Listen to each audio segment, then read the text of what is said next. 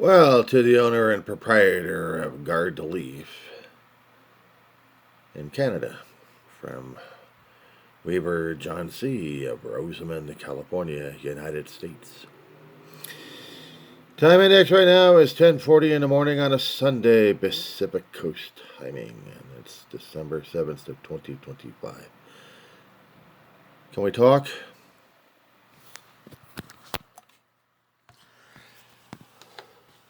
I know there's a lot of crap out there that maybe some of the Americans are not going to take too kindly of the points that you're making, and you are making good points.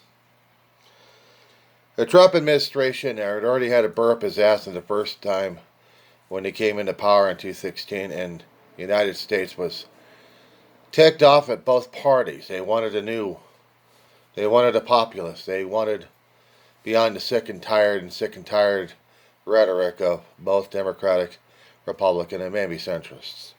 I didn't think Trump had a chance going in 2016.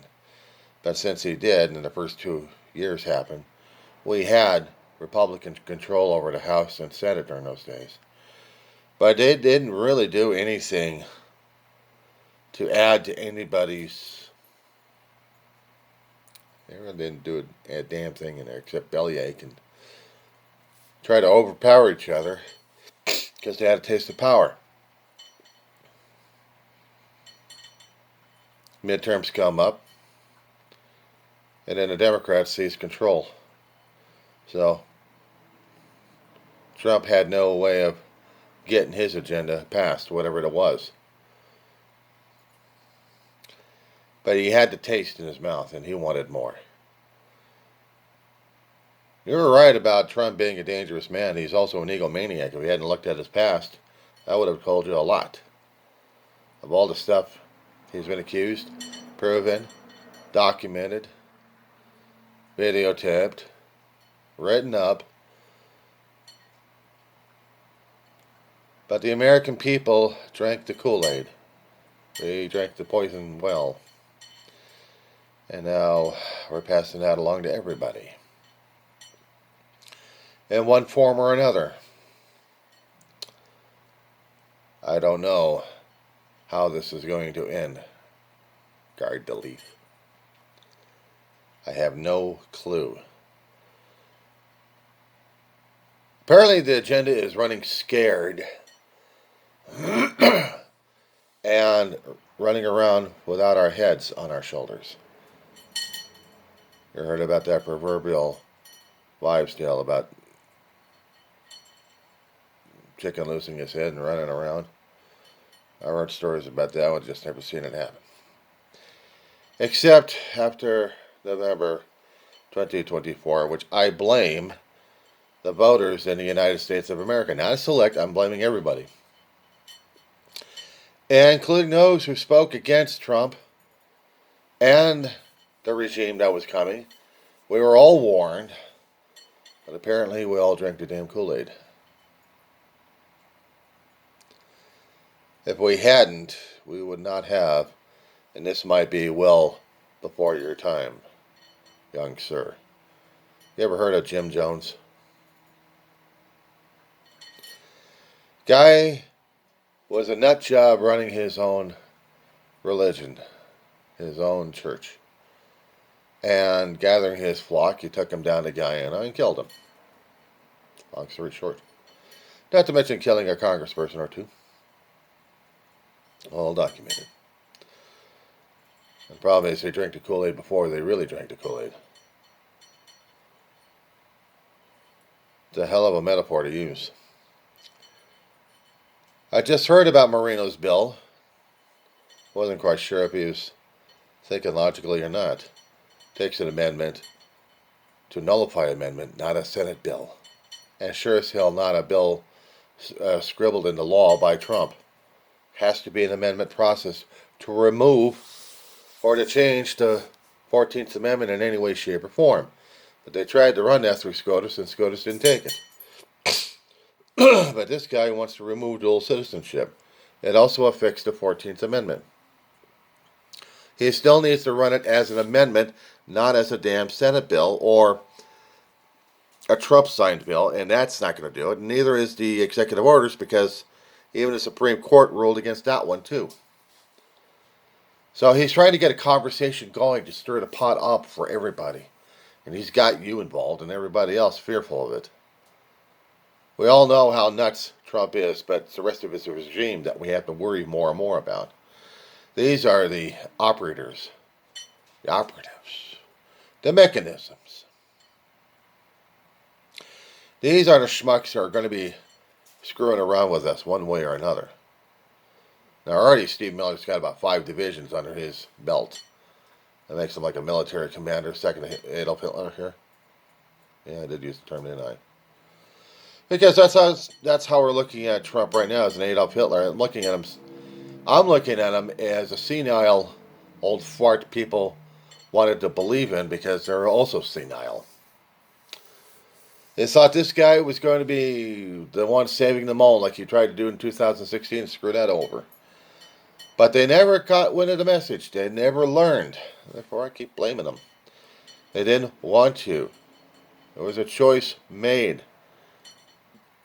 There wasn't enough of an outcome to keep this bastard out of office. Now we got him and his followers that shoved themselves in by Trump, and they're keeping him on the docile playlist there, just being a doddering old fool while they take control. See, it's not just the figurehead, dude. It's the guys running the mechanisms underneath you really have to worry about and find a way to deal with or get rid of. Well, we can't get rid of them because we don't have the power necessary in Congress right now.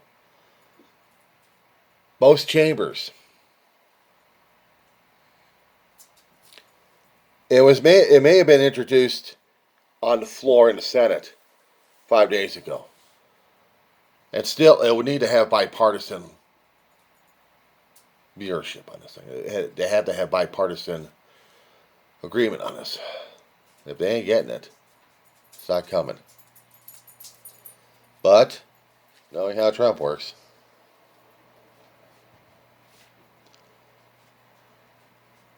and everybody else in the damn party,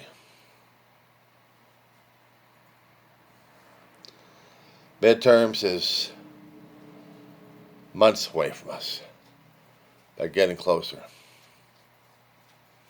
It doesn't mean we're going to be taking out the dual citizenship at all just yet. They can't do it by law. They have to do it through the amendment process. And that's the thing that scares the hell out of people, is not understanding that damn process. Because if they did, maybe they'd realize that you have to have a 2/3 majority in both chambers. You ain't got them. If there's enough Democrats to agree on removing dual citizenships, these guys are going to be losing their seats one way or another. So yes, we can do the panic attack at this point over here for the dual citizenship. Keep a weather eye out. That's the only thing I can say. And for those who have got the dual citizenships, and you are part of the United States, stop stressing. You made a choice to become party of both countries, wherever you're from. I, myself, born and raised in California. Sometimes I consider myself more of a Californian or an Angelino than I consider myself a United States citizen, because right now I don't consider myself a citizen of the United States.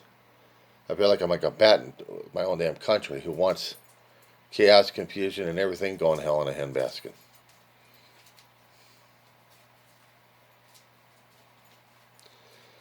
So the only thing I say is keep a weather eye out, but don't drop your guard for a second.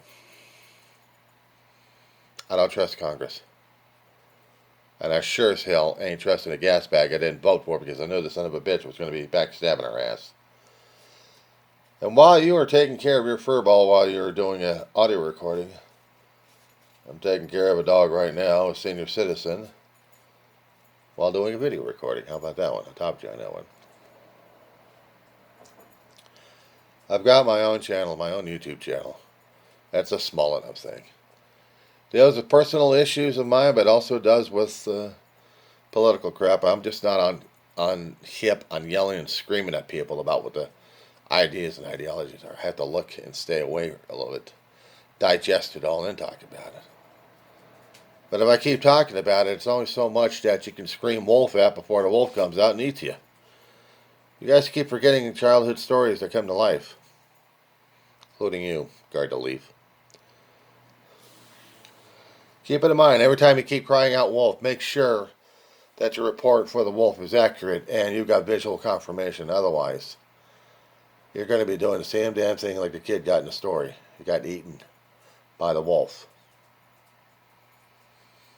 He yelled so much that they turned his back on him. And that's what happened. We keep doing all these yelling and screaming at each other left and right. And eventually, if I want to use another metaphor in here, et tu, Brutus? Now, if you're going to be asking me about loyalty tests, you swore an oath on the U.S. Constitution. You swore an oath on the flag. Okay, fine. And you wanted to keep both citizenships with the country. That's fine. But an absolute loyalty test?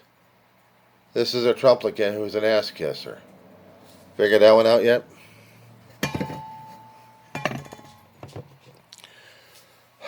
We got to talk more. I'm also talking to a fellow Canadian. You may not have known him. But he's a reverend out in Halifax. I think you ought to look him up. His name is Trevors. That being said,